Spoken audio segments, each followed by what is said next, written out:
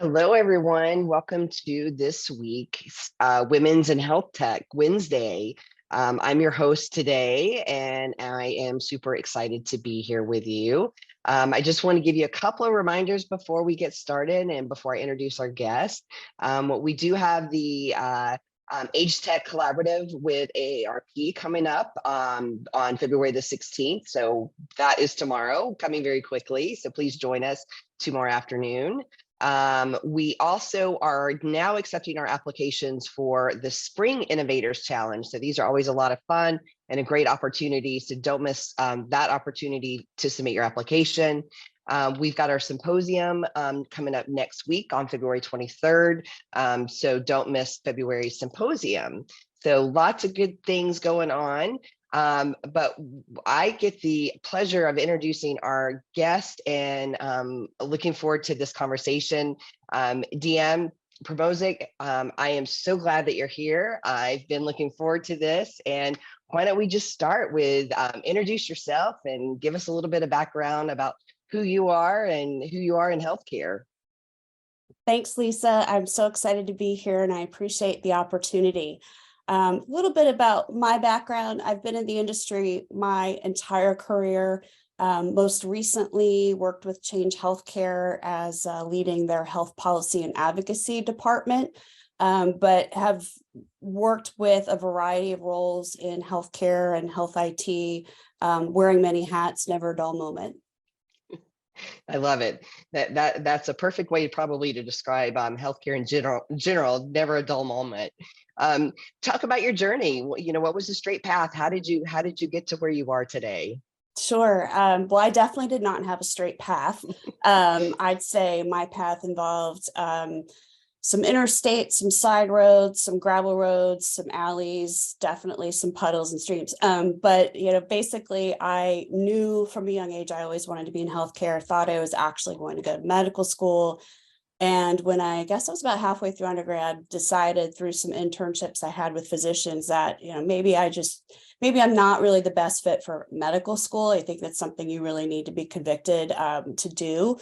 And ended up, well, the joke was back then anyway, for me was, well, there's always the business school. So I did transfer to the business school and ended up always working really on the business and technology and policy side of healthcare. My entire career has been here in the Washington, D.C. area. So as I joke with folks that maybe haven't been in the DC area or not very long, it's real easy to be here and have governmental influence touch your career, whether that means you work for the government, whether that means you work for a government contractor, which I've done, or whether that means you are looking at the way policy intersects, particularly healthcare, because this is such a highly regulated industry.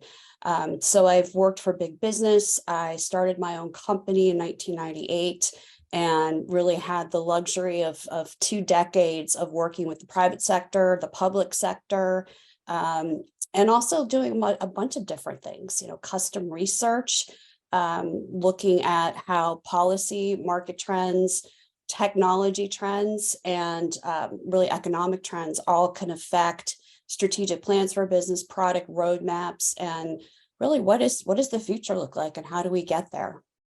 That's so awesome, and there's so much behind that. Obviously, I mean, like you said, it really influences everything that we do in technology. Can you talk about an influential moment in your career? I mean, you know such a deep background and experience. What stands out? There's been so many, but I wanted to just keep this kind of succinct. I think it was when it was early in my career. So for me, it was the mid 90s. And I was let go from an organization that was doing a complete reorganization. And so they restructured in the healthcare group. I was with the state healthcare group of this large company at the time, was then being reorganized to go from Herndon, Virginia to Plano, Texas. And, the gist was I'm an IBM brat. My dad was with the company for over 30 years. I was moved as a child. I did not want to move as an adult for a job. So long story short, I had 60 days to leave the company or find a role within the company. And I was fortunate enough to find an opportunity with America's Health Insurance Plans, and that really put me front and center into policy. But on my way out, one of my coworkers from this large IT company said, you're going to be able to see a lot of things and make a lot of connections working for an association. So two things. One, if you want to become an association person moving forward, that's certainly one career path. If not, you're going to have to come up with the time that you want to be there, learn as much as you can, meet as many people, and make as many relationships as you can. Second, and I think this last part, I've told this to people I've mentored, younger folks, and I think maybe I'll put it on a t-shirt someday, I don't know, but be careful about stepping on the toes that might be connected to the rear end you might have to kiss next month.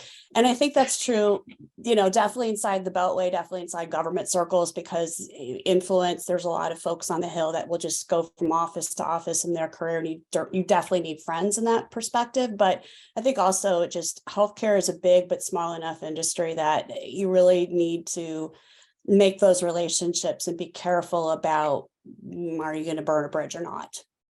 Oh, wow. Really well said. We're a great example of staying connected and staying in touch over the years. And I love that so much, but wow, really well said of where you might, cross and work around somebody again in the future. So, wow. Just kind of given that perspective too, and the association side, the policy side, what's changed in healthcare over the time that you've been involved? Yeah, that's a really great question. We could do our own little podcast or a webinar just on that alone. I think certain things, first of all and foremost, coming from a health IT background, interoperability has come a long way. We still have some more work to do. The goal hasn't been 100% reached, I think, the way that folks want it to be reached, but we've just come so much leaps and bounds than when I first started. It's not just the future now, right? It's real. Yeah, absolutely. EHRs were just in their infancy when I started, and now it's like, wow, we can actually move data and have it be in a format that can be read by multiple systems. But I think some of the things that have stayed the same, but maybe a little different version, has been, I know when ACOs were first announced, some of my mentors and former CEOs that have really been around the industry since, say, the 70s were like, well, how is that different than the PPOs of the 90s, the physician provider organization, right? And I think we've seen that there is some nuances there. There is, you could say it's value-based care 2.0, because maybe the original value-based care was providers trying to take risks as insurance companies in the 90s. And we see where that didn't work out, mostly because of the finances and the risk, being able to manage risk as both a provider and insurer. So I think we've come a long way, but that wasn't necessarily 100% of original idea, taking that risk in providers and trying to marry what does value-based care really look like. Yeah, big changes around that too. Well, what about specifically like women in technology? What do you think that looks like in their role, kind of given that experience you've had from an enterprise perspective, but the women that you've worked with around technology? I think it's changed a lot, right? So when I was starting out, definitely technology was more male dominated than it is today. So we've definitely come a long way. But I think I think in the 90s we were still trying to figure out what anything resembling a diverse workforce looked like for bigger companies. Sexual harassment training was like becoming a thing. We were trying to become more aware of what good and fair behavior looked like in companies. And I think fast forward, we've come just in the last 5 years, there's been a lot more focus on, DEI, diversity, equity, inclusion. But what does that really mean? Is it just for women, or is it all kinds of different folks, not just race or gender, but also identity? And I think that's something that needs to happen.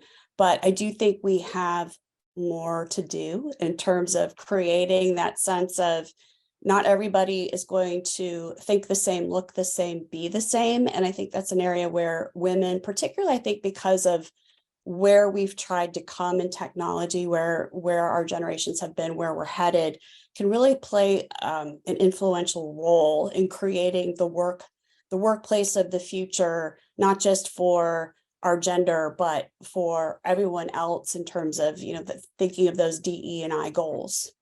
Oh, absolutely. Absolutely. Do you think there's a difference in terms of the size of the company when you think about that? I mean, does that come into play at all? That's a really good question. I do think you have obviously more resources as a larger company. One of the things that I saw at Change Healthcare, which I thought was great, and I've seen it in other places, was creating business resource groups. Mhm. So we can have, like we had a Hispanic group, we had one that we called, it was called disability but with a capital A, because of course it's more like we're just, different abilities in different ways, veterans, women, Asian Americans, African Americans, those that identify as, being part of the Black culture. So you have all these different resource groups where in a bigger company, you have more people, you have more resources. I think in a smaller company, you can still have those conversations. You can still try to promote groups of common interests, common backgrounds. It's maybe not going to be as formal or as resourced as you would have in a larger organization. One thing I'd like to mention, I neglected, is younger professionals. Mm. I think it's so important to have a resource group that has an executive champion who might be a little older to really guide those younger professionals through an organization, get them engaged, Yeah. find out what it is they're looking from the organization and how to really help develop their careers. I love that, and did want to kind of go into that a little bit further about, what do you think about that influence of Gen Z has been, and what are they looking for, and what does it look for them going forward? I think that's a great question, because this is the future not only of the American workforce or the global workforce, but these are the folks that are going to be making healthcare decisions. These Yeah. are your future leaders. When we're all old and need, some geriatric care and need to plan, like, as we're, we all get older, sometimes you get chronic healthcare conditions, right? It just happens. Yeah. But who Yeah. are who are the folks that are going to be making the decisions? Well, it's Gen Z and whoever comes after them. So I think we need to look at, first and foremost, what is it that makes them get engaged? From what I've seen and read, then there's certainly no shortage of just global research out there. It's, sense of purpose, feedback, give Mm. me opportunities, help me develop my career, because it's more than just a paycheck. What does the future of work look like for them? A lot of Gen Z has come out of some pretty pivotal years being seriously impacted by the pandemic. School at home, things discontinued, no sporting events, no proms, no graduations. Yeah. And I think that's just something that as I look back on those days in my life, like, you can't even get your head around that, like Yeah. Zoom graduation, what the heck would that look like? And so I think everybody has been through something in that generation in particular. Like in Gen X, our pivotal moment, I know, just reflecting, was the Cold War, hostages in Iran, the Reagan administration, the 80s. And this is a generation that has had way more technology, Yeah. different opportunities because of the technology, but different challenges as well. So I do think employers, whether they be small, medium, or large, really owe it to themselves to create an interest group, ask your incoming Gen Zs what is it they want to see, and really try to set up some mentorship opportunities. I I love know that. I never had a formal mentorship program in any of the places I worked. There was just something that wasn't really done. You kind of had to find your own person who would spend time with you or offer you some tips of the trade, or maybe go grab coffee with them. Now I think mentorship is just something that everybody should do. It's been talked about a lot more. And I think if we're going to really create future leaders in this industry, we need to understand better where they've been, what they're looking for, and how can we engage and better share knowledge and opportunities with them. I love that. I mean, you touched on so much around that, just from the, we're connected more than ever, but yet, we sometimes forget the human side, but yet people are really craving that and wanting that. I think I've noticed more than ever in the last couple of years that it's really okay to spend those few minutes connecting and just asking people where they are and how they are. And so I love that you touched on that too, not just from a age demographic, but just culture, whatever that is, and wherever people are. Well, speaking around that, because now that we're in the post-pandemic, what are the opportunities that are going to be created for women, or really for anyone? But what are the opportunities going forward? That's a great question. Certainly, I think lots of industries were impacted by the pandemic, whether it's retail and the way folks buy things, but first and foremost, it's healthcare, because we were dealing with this infectious agent. So looking forward to the things that have crossed my desk or that I've been involved in or seen that I thought was, that's really interesting. That's where things are going to go, is how do we build a more resilient workforce? Number one, the staffing and burnout issues are real.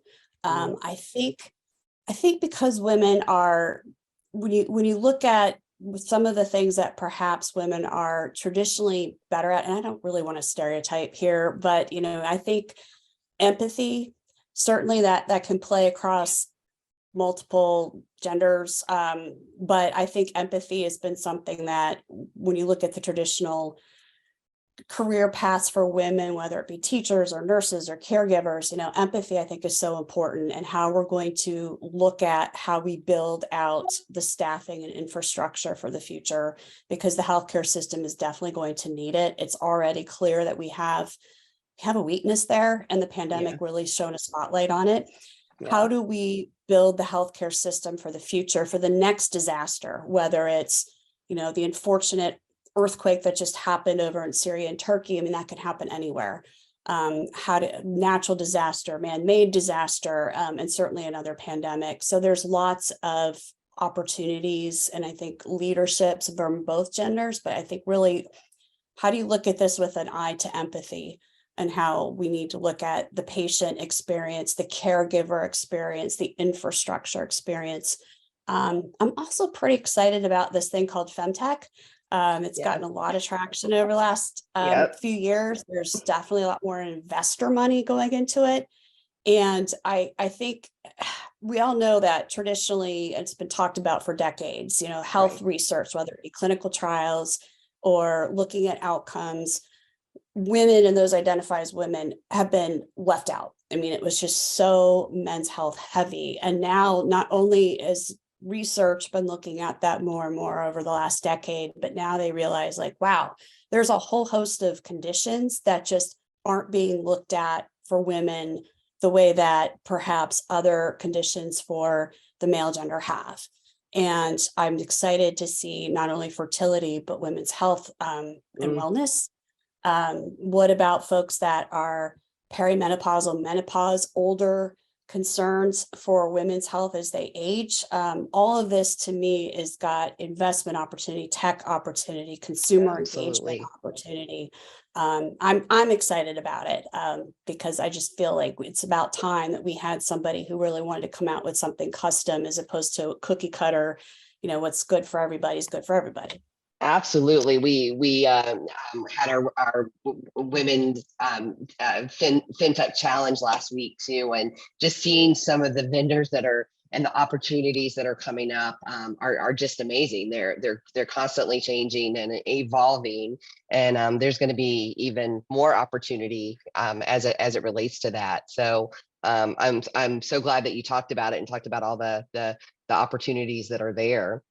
I think you've talked about this a little bit already, but I'd love to just get more of your perspective on just mentoring, and how does that I know that's important to you. I value it tremendously, but also like you, I didn't have a great formal experience. And so I like formally mentoring people now and look for those opportunities. But what does it mean to you? And how do you see it kind of going forward as well?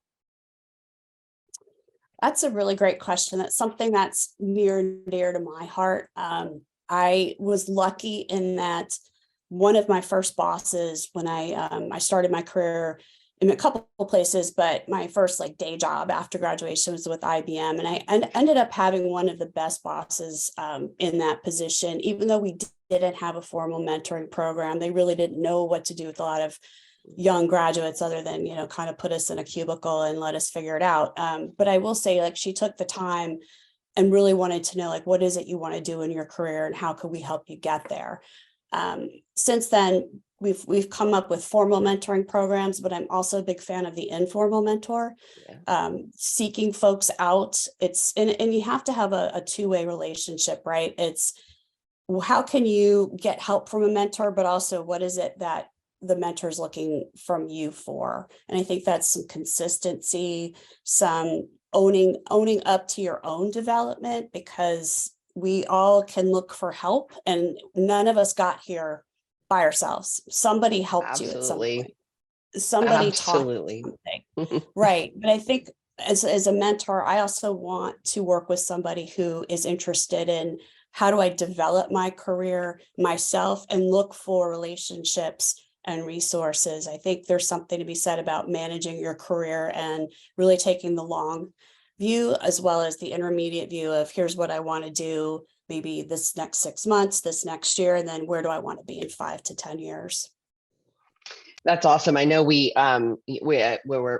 sort of winding down here, but we touched on this a little bit too around just the stress and the burnout, and I'm hearing people even taking gap years now as an adult, and that just gets me really excited when I think about, because I've done it myself, and I needed it. I came back fresher and happier and willing to give and support other people. And I think that all kind of ties in too, is that mentoring isn't just about, your career path takes, just like you described it through the beginning, it's not just a straight path. There's a lot of different ways that you can go with it. So having someone there to support you and guide you is really important as well. Yeah, I completely agree. And I love what you say about taking a gap year. I think looking at your decades past, and I will credit my parents' generation and even the baby boomers generation, it was always like, work, work, work, get that achievement, go up the career ladder. And I'm not saying none of that's important, but the idea of taking a year off was like, you want to do what? I mean, Yeah. like it was just this thing, like you just don't do that. And I think a particularly influence of the younger generations is like looking for purpose, looking for balance. I think after Right. the pandemic, we're all thinking about, that's all great, but that isn't my entire life. There's more to my life. There's more things that I want to do. And if we've seen nothing between the pandemic, unfortunately, generations that have had to live through school shootings, I mean, sad to say, but it happened again this week. Um, I think it just puts things in perspective the way it should be. You've got one precious life. How do we make the most of it? Absolutely. We're a whole person. We're not just a work person. Well, thank you so much for being here. Do you have any final words before we wrap up? What advice do you have for the women that are out there? Particularly for the younger women who are getting into this industry and trying to make their way. Think about it this way. You now with longer life expectancy may have a 60+ year career. And that's where I think managing your career, finding those mentors, paying it back when you get to a place where you can give somebody else some knowledge or a hand up, that's just even more important than ever before. That's so awesome. Thank you for being here. I appreciate what I've learned from you and what I additionally got to learn today. So we really appreciate it. Thanks, Lisa. Pleasure to be here. Absolutely.